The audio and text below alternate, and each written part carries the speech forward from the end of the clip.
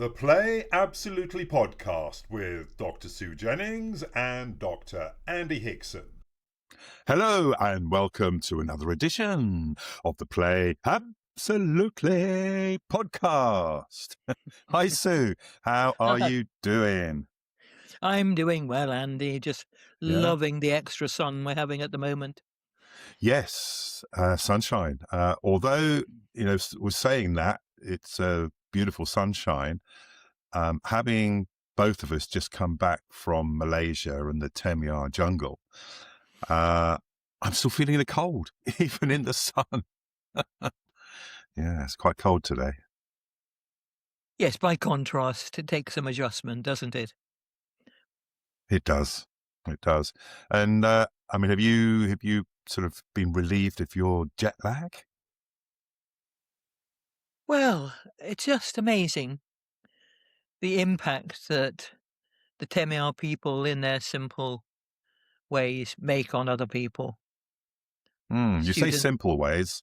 I find much of their culture a lot more complicated than our own. There might be, might have less technology and so on, but I find the whole of their cultural system very intricate and one would say complicated. So we view simple things differently. But complicated, I think, at a different level. I think because their belief system is so different from ours, it takes a lot to understand it. But on the other hand, being away from the commercialism, the massive supermarkets, too much choice, and complex technology, I found a relief. That's true. Yeah. No, I would agree 100% with you on that. What about in terms of play? Do you think Temiar play is more complicated or simpler than play that we experience in the West, in the UK? Well, the important thing I think about their play is lack of being directed by adults. And they'll turn to play just spontaneously in the odd moment, or they'll suddenly think when they finish a meal about a clapping game and just promptly do it. There's no waiting to see, is it the right time to play or should we be doing something else? There are no obligations behind the play. And I think it's natural spontaneity and sharing, and a child will even make up a new game and teach it to the others, and then the others will think of a variation on it. And it's just there. A playful life, you could say. A playful life. Wow. Well, I think that's the title of your next project, A Playful Life, or your next book, maybe. Yes, I think you're right. I rather like that phrase. Could you describe, it may be an autobiography of Sue Jennings. It could be Sue, A Playful Life, or A Playful Life, Sue Jennings. ... Mainly. Mainly, yeah. Yeah. Okay. Wow.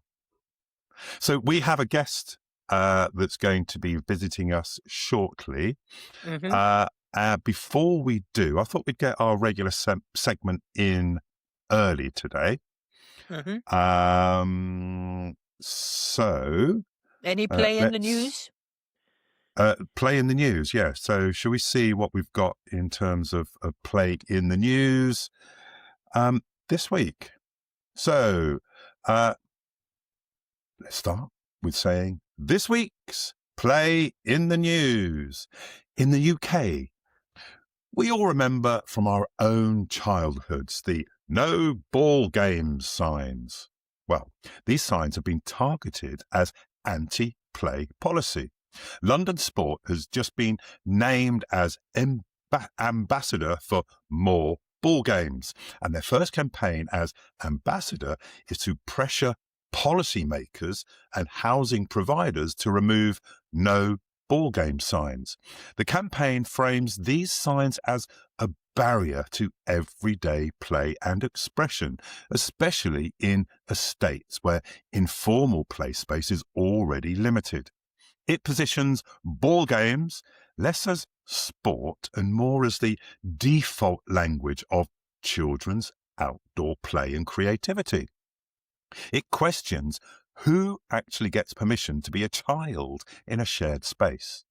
Now, this matters because when public play is restricted, energy and status games migrate into corridors, screens, and conflict hotspots. Sometimes the anti-play culture is just a sign on a fence, but it changes what childhood is allowed to look like.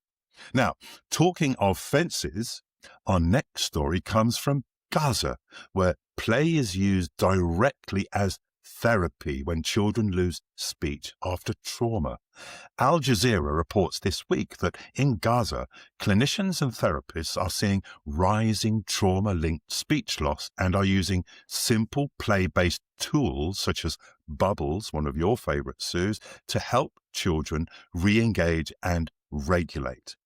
Now, this story links severe trauma to shutdown responses where children stop speaking, playing, and interacting with long-term developmental consequences. It describes hope bubbles as a tool that draws attention from fear to curiosity while also regulating breathing, making play a clinical pathway back toward safety and communication. Now, this bubbles game is actually nervous system regulation and re-entry into development and is a stark reminder for schools. When stress is high, play isn't a reward. It's often the fastest route back to speech, attention, and trust. That's this week's Play in the News. What do you think of these stories, Sue? Well, picking up immediately on the Gaza one, very importantly, that people understand that play is not a reward. We've had so much in this country in schools where some adult will say, well, if you don't behave, you're not going to play therapy. Well, that's an outrageous Really? thing. And Gosh. play therapists in my supervision groups have been Mm. talking about this frustration when children have been threatened or have actually been kept away from a session because the adult says they're naughty and don't deserve play therapy. Well, it's That's nothing about terrible. deserving play therapy, it's about needing it. Mm. So I think that initiative of emphasizing that play is not a reward is really important. The no ball game development is amazing. At last, At last, I know. we've survived those signs for. I mean, I remember them as a very young child. No ball Mm. games, or no playing ball games here, which is even more condemnatory. Yeah. Yeah. I And mean, of course, I you then remember got working with other children, uh, you know, in my childhood, demonstrating against signs such as those. Mm. And do you then end up with children playing in the hallways of blocks of flats, Mm. as the only space they could find where they could play ball, which of course Mm. was very difficult when families, pregnant women, babies in strollers, all of that coming up and down in a lift. Yeah. It could be very intimidating for people, but the children Mm. had no choices there. No, absolutely right. And getting back to something you said about our story from Gaza, you were talking about, sort of taking away or not letting children go to a play therapy session if they've been naughty. I mean, that's like saying, no, you can't have your medicine unless you've been good. What is that? That's Exactly. terrible. Mm. Yeah. And that was But in the UK, was it? yes, and Okay. it points to a total misunderstanding of what Mm, play and play therapy are about. absolutely. This this dismissal of it as time wasting or a luxury or something left over if you do it at the end of the day. Yeah. And we're constantly having to address that. And yet the research is there. Very high level research by lots of people into how important play is. And that the play is so normal. It's a part of normal development. Yeah.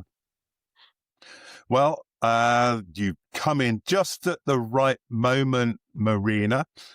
We were just, we were talking about play. We were talking about a story that was in Al Jazeera about play helping children in Gaza dealing with trauma. Before I invite you to speak, though, I would introduce Marina Barham.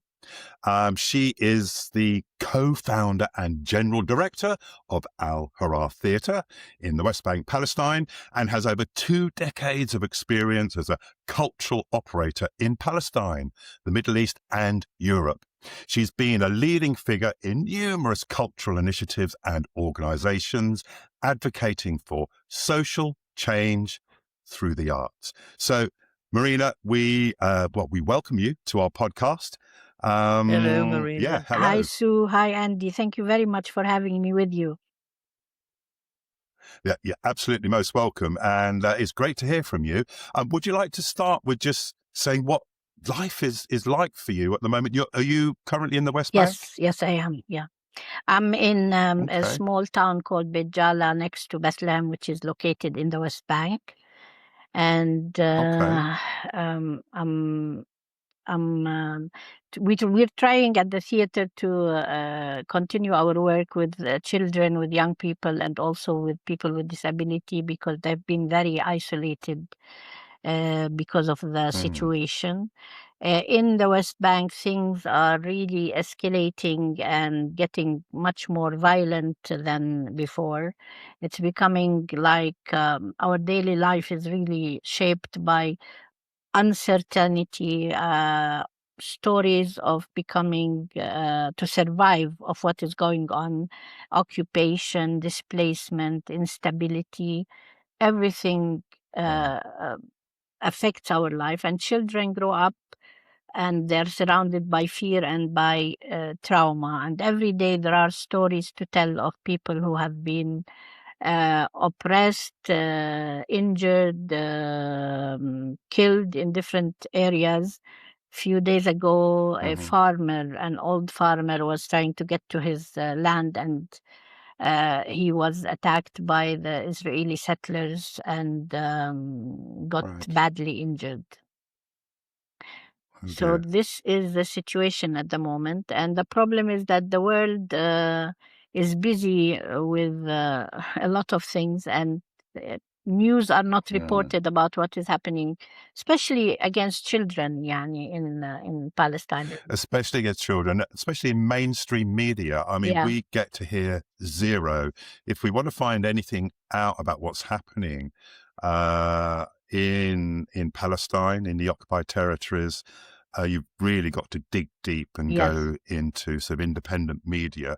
And even then it's sort of little bits. And the last bit of news that I found was where children were trying to, and I'm not sure if this was Gaza or the West Bank, children were trying to go to school and they were met, first of all, by barbed wire and also by Israeli snipers. Yes. A few days ago, I was reading something by Save the Children, and in their report, they said that over 21,000 children in Gaza were killed during the last 2 years. 21,000. And 45,000 were injured in Gaza, and there are hundreds of children injured in the West Bank. And out of the 45,000 children, there were 21,000 permanently disabled, So a lot of children lost their limbs, lost their ability to walk. A lot of children even without physical injuries, they also have mental injuries where they cannot talk anymore. I mean, some of the children, because of Yeah. the fear, the things they've faced, cannot talk and cannot speak. And that's why a lot of the artists in Gaza and also in the West Bank are doing psychosocial drama sessions to help children overcome this trauma and the oppression that they face on daily basis. Wow. Well, what kind of techniques are they doing, and how are the children responding? Well, different tech. We don't have a lot of specialists, by the way, in drama therapy. And drama therapy is a little bit Right. more complex than psychosocial drama. But they have been using theater, they have been using animation, they have been using storytelling, puppet making, talking through the puppets about your feelings, because sometimes it's very difficult for children to feel safe enough where they can talk freely without any kind of judgment. So sometimes they do it through a puppet that they create in different sessions. So different kinds, circus, music, dance. We've worked with artists in Gaza who were doing a lot of psychosocial arts in displacement centers, in tents, in the streets, to try and help the children at least feel they are children for a very short time during those sessions. In our theater, we have worked with artists on how to use drama exercises to build trust, to build a feeling where they can talk and express themselves freely in a safe space, to use exercises to also get them to play, to have joy, to feel that they are children, which is missing really in Palestine, whether it's in Gaza or the West Bank. Our children start from very small ages saying words like "takh," which is shooting, or saying words like the army, the bombing, which are not words that infants should start with.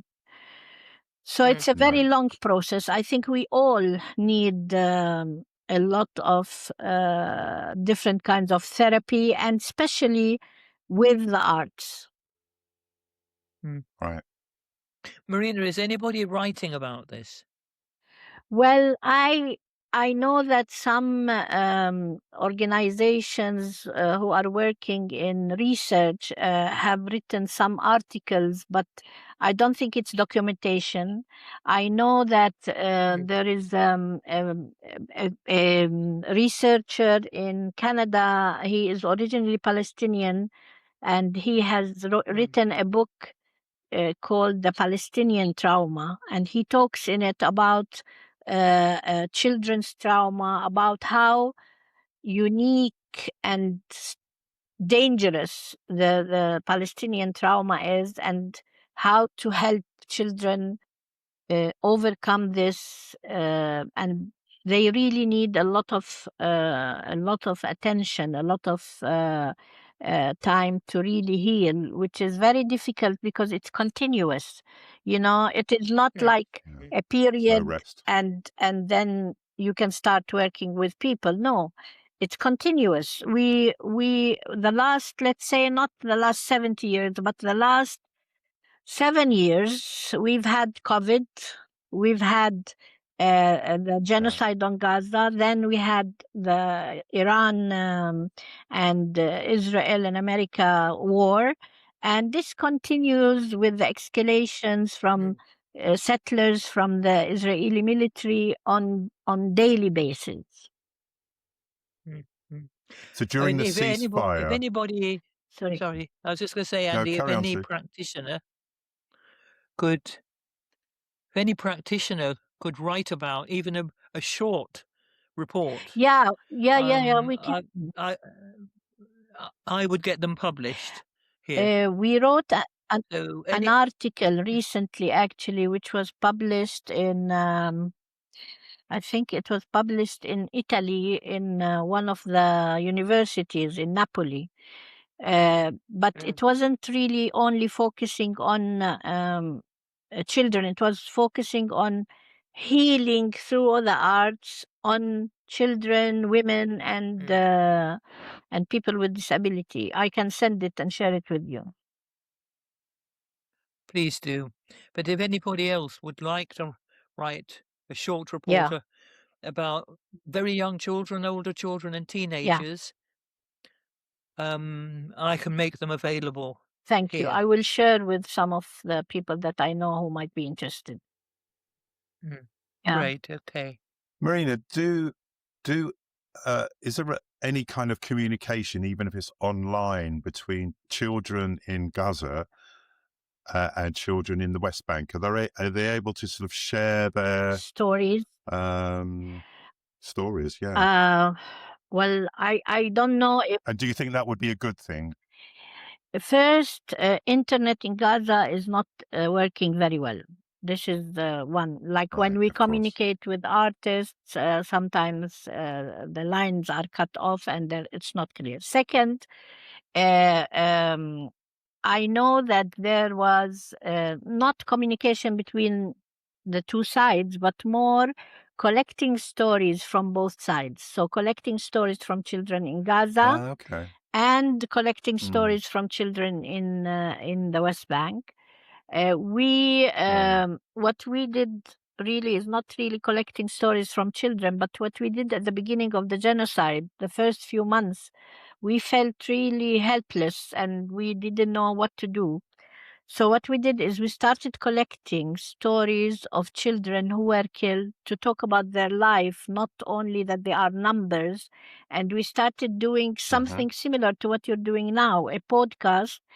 And we have now stories that are told like a storytelling with subtitles in English. And I have been sharing them online on our Facebook page, on Instagram, and I've shared them with many groups because it really tells you. We'll add a link to the podcast description. Yeah, so it helped, but I don't think someone tried to connect children between the two sides. I don't know. Maybe there Okay. are, but I don't know about it. Yes, and I mean, we look at the numbers. I mean, the numbers just, Yes. I mean, they blow everybody's minds. And the immediate thing that comes to my mind is, are children affected worse than, I say worse, but are the numbers, are there more? It seems to be there's so many, the high number of child casualties. That is that more than the adult casualties? Well, in Just in sounds incredible. Gaza, I think there was a huge number, and I think this report by Save the Children, I don't think is accurate. I think there were more children killed than this report. But the problem is, Right. Andy, is that there are they say, according to reports from different news agencies and so on, they say that there are still over 100,000 people under the rubble, and some of them, their bodies disappeared because they've been using a kind of chemical that melts the body, which is horrible. So Oh, the wow. reports that we have are not very accurate. I think it's much, much more. And also Right.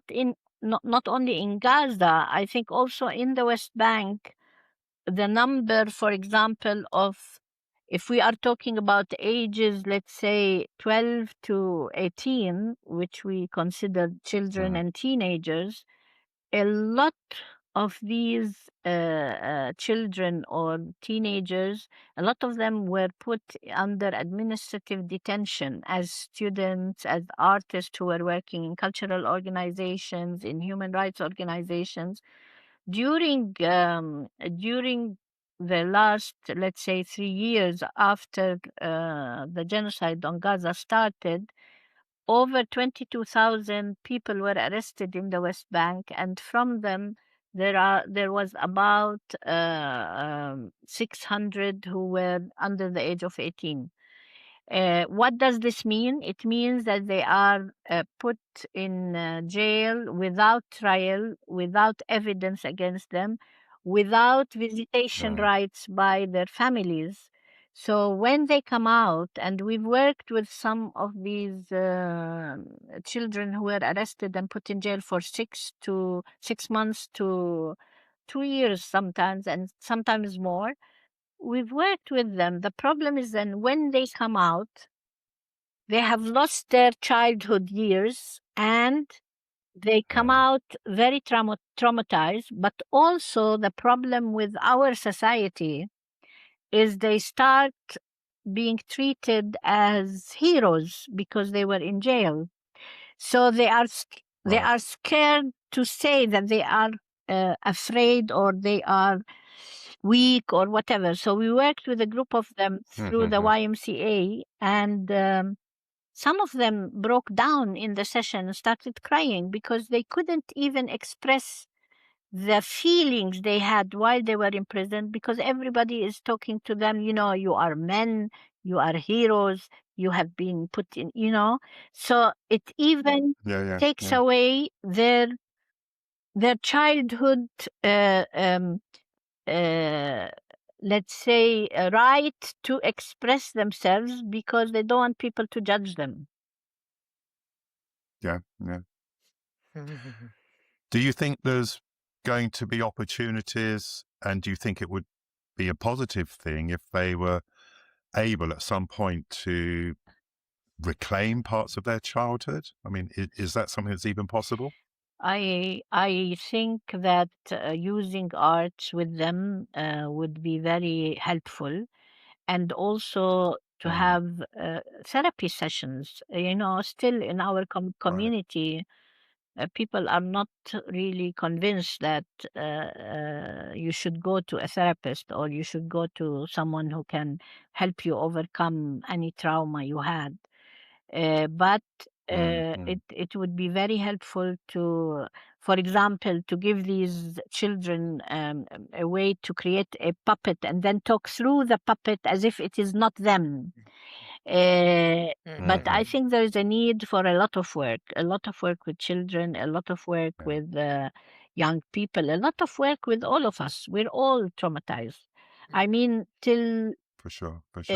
every child who is experiencing the sound of bombing, the sound of shooting, the sound of getting this in this chaos, will always have a reaction towards these sounds. Yani when I go anywhere in the world and I hear a sudden sound, I immediately jump, because I'm still going through this trauma that I've lived all my life, not only when I was a child. So there is a need, and theater and arts has been working a lot in this, and that's why recently at a university in Bethlehem called Dar el Kalima University, which is an arts college at the beginning, and now it's a university. This couple of years, they have introduced a master's in drama therapy and art therapy, because there is a need to have specialists, to have people who could do. We are not specialists. We are, trainers, drama trainers or artists. All of the actors nearly in Palestine practitioners do these sessions. And that's why last year we had a collaboration with two specialists from Tangled Feet in London who do drama therapy. Okay. They came and gave a workshop to artists to help them have more, to be more aware on how to do this. And we will have another workshop this year in end of October, also to try and help artists to know how to deal with this, because they also don't understand the difference between psychosocial drama and drama therapy, which are a little bit different. Mm. So this is a program that we have been running, and many other organizations have done a lot of training with social workers and with psychologists, psychiatrists, to try and help them use theater, use art as a way to help with healing children and others also. Yeah. Are these Marina. sessions delivered live, or are they delivered online? No, actually, with like a last Tangle year Theatre? we were very lucky, but you know, we wanted them to be live here, and luckily the situation was safe enough to comfort them and tell them, yes, please come and do it, and they came. And at the beginning there were 2 people coming, then we ended up having 5 people coming, and we did a co-production for children also with them. And I was going to ask you, yes, I was going to ask you, Marina, whether perhaps we could think about Andy and me coming out live to run play therapy. Yes, of course, we would love to. Because I think particularly for the drama people, as well as parents, as well as social workers and so on, to actually understand the psychological benefits of play therapy and give plenty of takeaway skills for people. What do you think, Andy? Yeah, I'm certainly. I think that's something worth exploring. I think the details of it we should discuss offline. Yes, but sure. yeah, if Marina's up for it, I'm certainly up for that. We having a long time since I did visit you, if you remember, Marina, ages ago. Quite ages ago, but I do remember the story. I mean, you know, I mean, it's nothing to the trauma and obviously what you and others are feeling, but just you sharing with me that, I mean, when I was there, and there didn't seem to be big conflict, because, you know, it's not something that I saw, apart from all of the, you know, the difficulties of actually getting into the West Bank and so on itself, all the checkpoints and all the searches and so on. But then when I realized that you had, you know, tanks and guns pointed at you 24/7, and I was there sitting and sort of imagining all these tanks and, you know, things aimed at well, not specifically me, but us. I was obviously in the firing line. I had nightmares for weeks after that. So, and you know, that was just the thought of it, not even actually experiencing it in reality. So, yeah, I mean, I can't even imagine to think how you and other people, and especially the children, must be feeling and experiencing on a daily basis. I mean, 2 days ago, I have my niece had a baby. She is almost a year old, not more. And I asked her, you know, how is the baby reacting to because with the bombing from Iran and the anti missiles, it shakes the house. We hear it. So I was asking her, how is her daughter reacting to this, who is a baby less than a year old? And she said whenever she hears a sound, she jumps and runs to her mother or her father's lap. She cannot stay stable or whatever, and she doesn't understand, of course, anything that is around her. But I'm sure this will continue with her, because this is also continuing. So children, يعني it's a continuous fear, not only by the children. It's a continuous fear, but by everyone, because every day when a child goes to school, we are afraid. Someone goes to university, we keep calling people to see if they are arrived safely or not. When my brother or my nephews go to Jerusalem to work, I get all the day nervous and I keep calling them. So it's a continuous feeling of fear, and it is not normal. This is not normal to live through. You know, I keep telling people, you know, sometimes they say we got used to it. No, we didn't get used to it. we shouldn't get used to it because this is not normal, Mm. you know. So, for example, children going to school, going through a checkpoint and being harassed by these young soldiers. There are no safe spaces where they can go to parks or whatever. We don't have this. So, children in refugee camps in Jenin and Tulkarim who were displaced a year ago, and now they're living in garage spaces with relatives in different places. Children in Gaza who cannot find food, and they go to a tent to have a class. It's a question: what is left for a child to be able to breathe normally, which is still happening. Maybe Bethlehem is not struggling like other places, but I know refugee camps in Bethlehem are raided nearly every day, early in the morning or during the night, and then the next day we hear that someone was killed, someone was arrested, and so on. So they really need to have sessions of theater, of play, of feeling safe, or a space to start imagining a different world, or to express their feelings through play, through I don't know, maybe when they are together, they feel that this is like a space where we can heal together, share experiences together. Even talking about it is helpful. Right, of course. And this safe space that you talk about, I mean, it's often something that, well, we in the UK and I suppose in most parts of the world is something we take for granted. Yes, Everybody has some safe space. safe space that they can go to, True. you know, whether it's a cupboard, whether it's a wood, whether it's a park or by a river or something. And even in therapeutic work that we do in social theatre, in neurodramatic play and so on, we often create activities where participants can make their own safe space. Yeah. And I suppose that's the only kind of space, the imaginary space that you could potentially create for children in Palestine at the moment. It's Yeah. very, very difficult.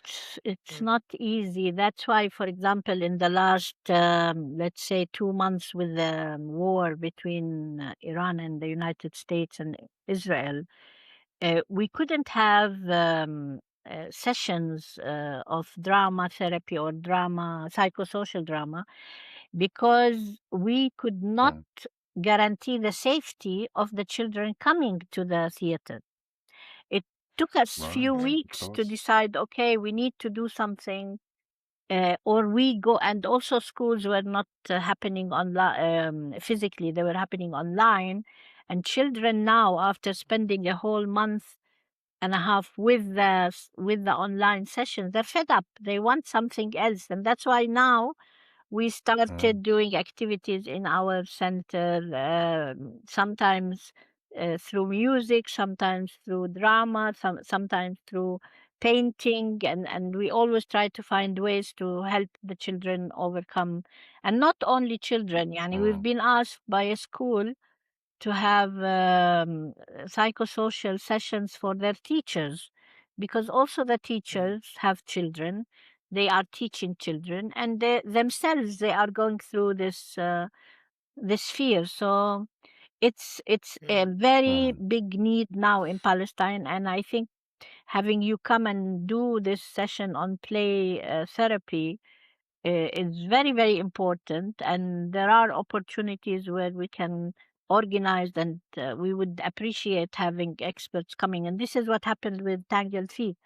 They were really amazing. They found the support to come and stay here, and after they left, they keep writing how much they felt value for going there and helping them, and they want to come back. Okay. So at the Wonderful. moment, there is apparently a ceasefire between Yes. the Iran war and America and Israel. are you finding that there is a ceasefire also in the occupied territories? No, because No.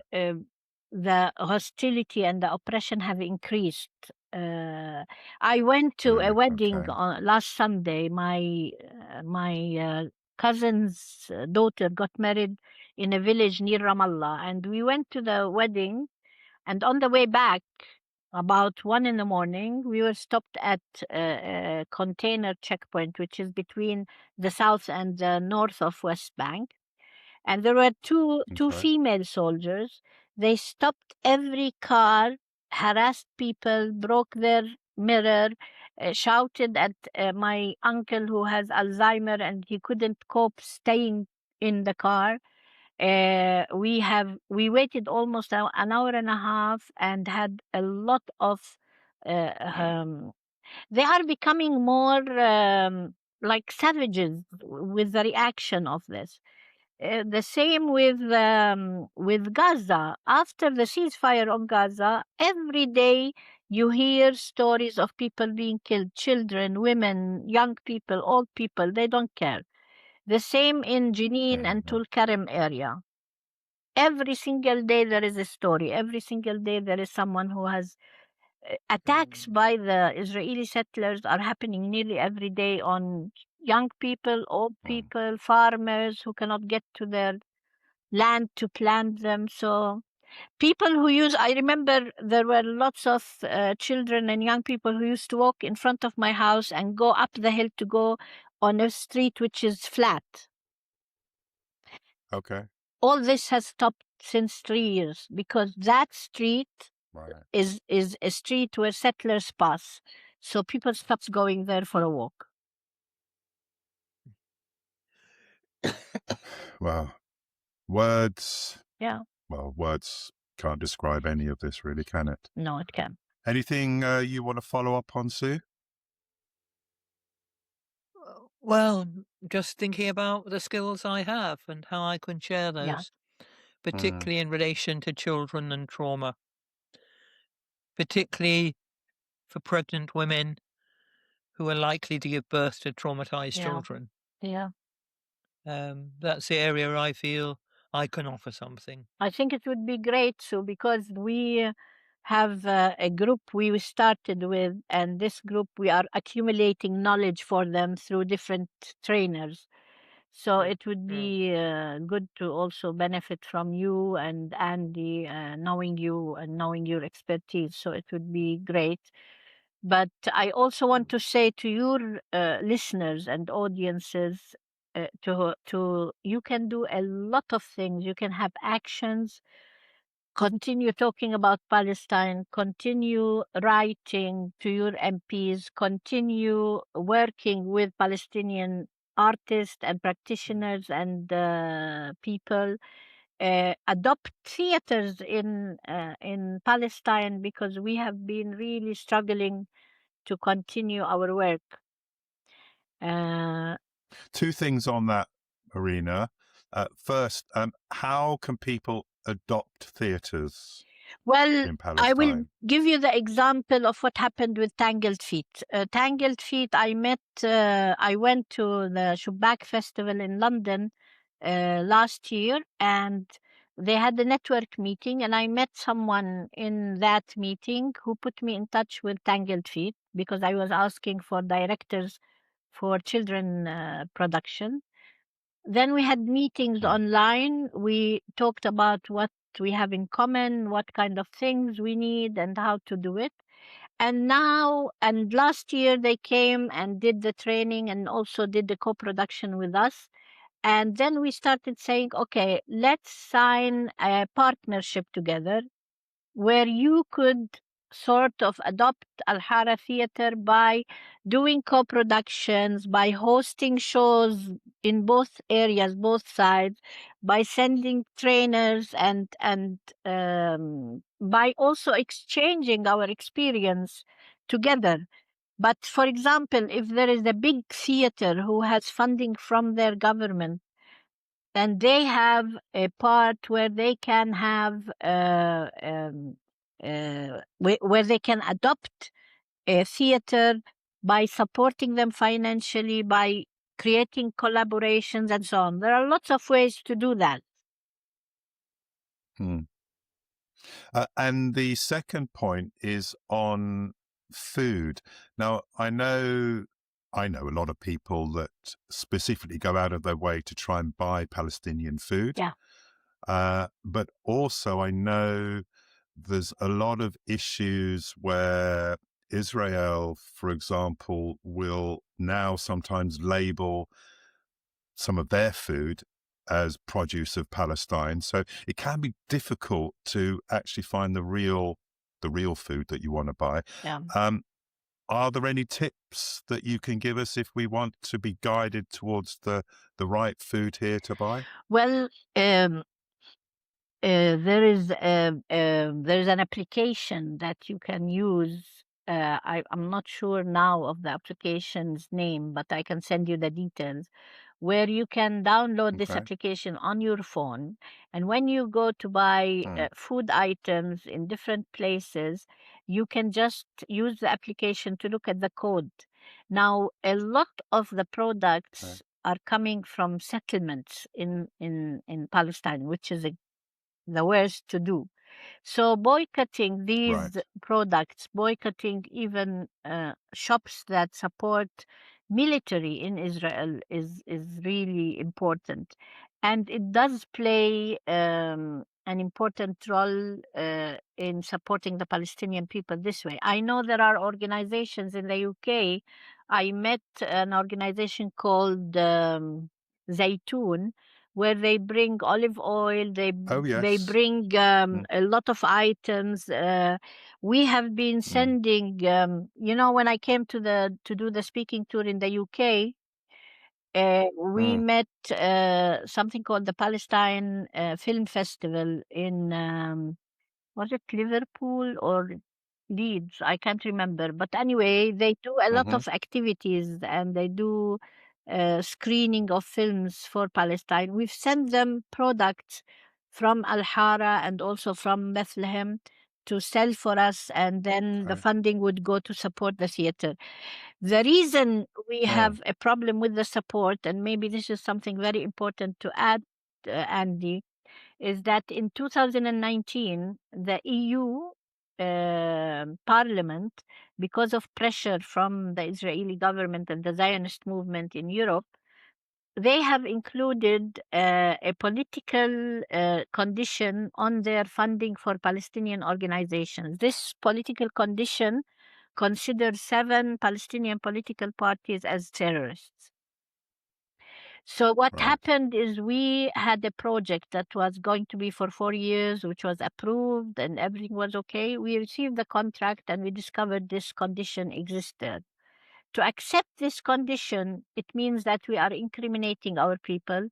We are calling our political parties as terrorists. And then if we go, for example, to do a workshop in a refugee camp in a village, we will be kicked out of this if we accept.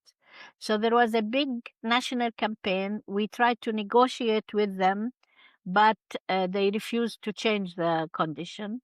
So we stopped having funding or accepting funding from the EU. Then the Swedish International Development Agency, which funded the performing arts sector for 20 years in Palestine, added the condition. Again, we had a whole year of negotiation.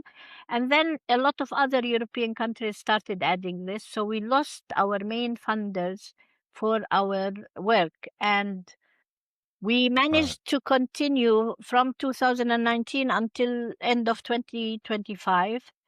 So then we have to find other ways, individual fundraising, getting people to do fundraising events for us, to be able to continue providing services for children, for young people, for people with disability, for women. So this is why the funding for the performing arts and for human rights organization has shrunk so badly. And we still feel that we need to continue this, because it doesn't make sense to be doing art and doing important work like this and accepting to lose your principles and values and your community. Absolutely. And here in the UK, there's a lot of restrictions on what you can say about certain Palestinian groups and so on, and even talking about support of Palestine can get you into trouble sometimes. I know. Certainly online, it's very, very easy to for certain people when they speak out, they're sort of not only marginalised, but what they call cancelled as well. We've seen that with quite a few famous artists already. Yeah. Okay, well, we are going to draw this podcast to an end, but before we do, Marina or Sue, or both of you, have you got any last minute words, anything important that you think you would like our viewers to hear? Well, I want to say in particular, when we're developing our ideas on play, that when we hear the dreadful situations Marina shared with us, that we don't get overwhelmed by it, because somehow we've got to go under it and find a way that we can offer support. I mean, even if we don't get over there and have to do something online, there's a lot we could do with technique workshops, just very basic trauma skills using play, for example. So let's keep playing and let's keep thinking about play, and let's keep what Marina has shared with us in mind now when we're thinking of ideas. Yeah. Anything, Marina? Anything else? Yes. I want to say to your listeners and to the people that you work with that any small action could be very, very helpful. Any small idea to come to do things in Palestine. We love having and hosting people here in Palestine.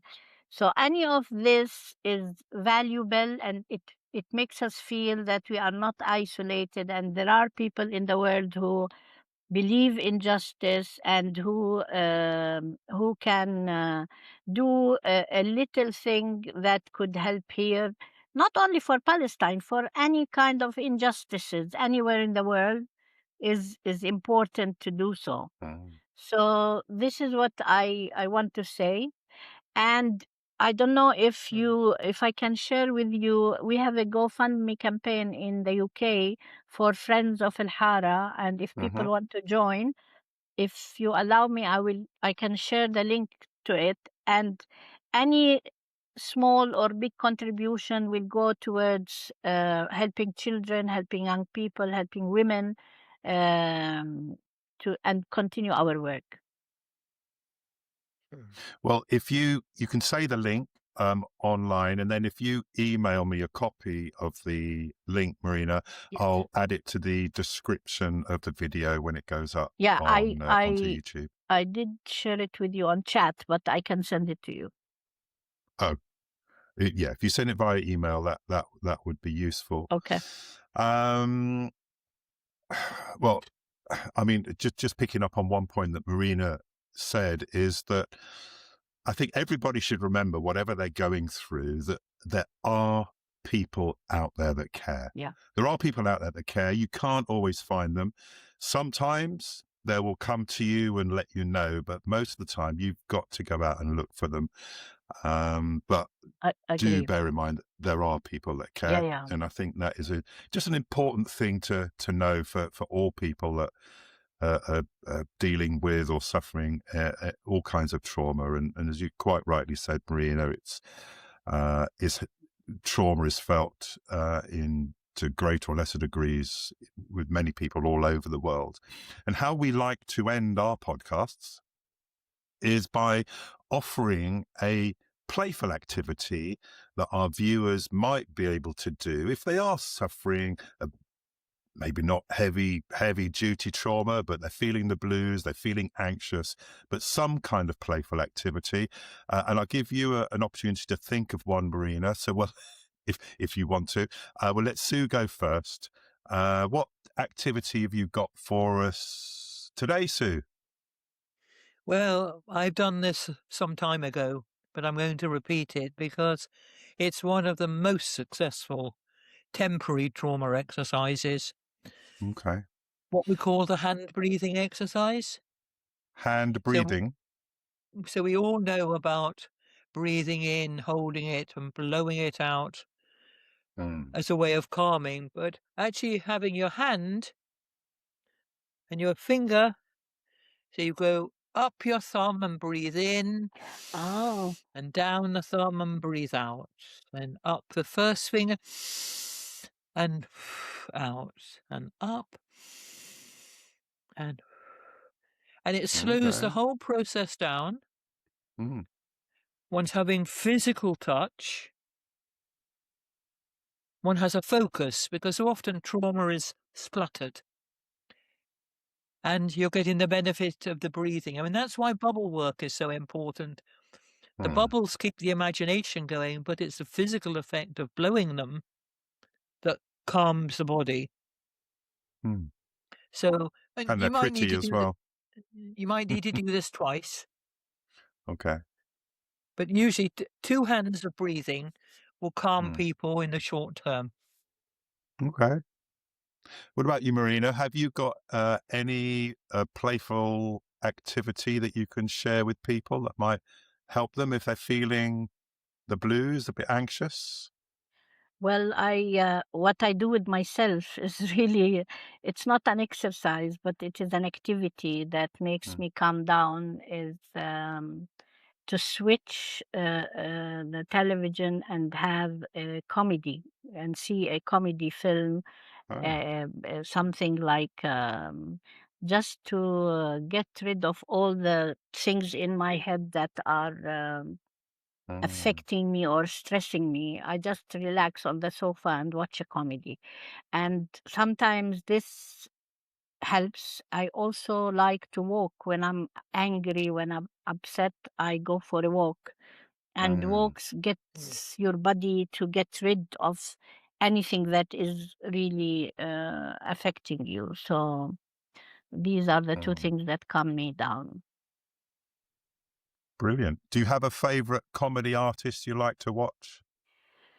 Well, I have, there's a Palestinian comedian called Ala Abu Diab. Actually, yesterday he had a performance in Bethlehem, and I went to see it. Okay. And he has like, he does his stand-up comedy with things related to what is happening in Palestine. So you laugh it out. So laugh it out. Does he do any? Does he have any stuff online? he does, yes.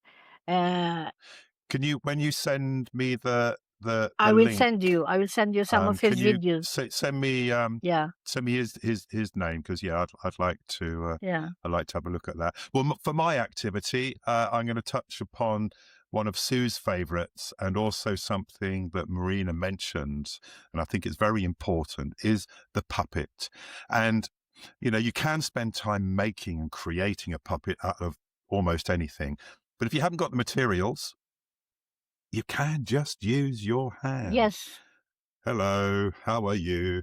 And talking through your puppet, even having a conversation with yourself, might seem a bit silly, but then being silly sometimes can in itself reduce anxiety. Yeah. So talking through a puppet, however you make that puppet, and you can sort of see behind me, if I move, oh no, the camera's not moving, I've got a puppet behind me as well, hanging up. So yeah, I love a puppet, and I think they can be very useful. Well, this is the end of the podcast this week, Marina.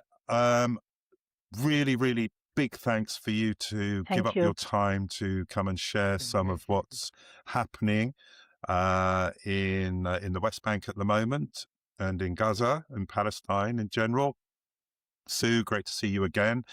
And thank you. Please, if you've enjoyed today's episode, give us a like, subscribe to the channel, and we'll catch you next time. I'll leave you with the words. Thank you very much. Don't forget to play. Thank you, Andy, and thank you, Sue, and nice to see you both. Thank you very much.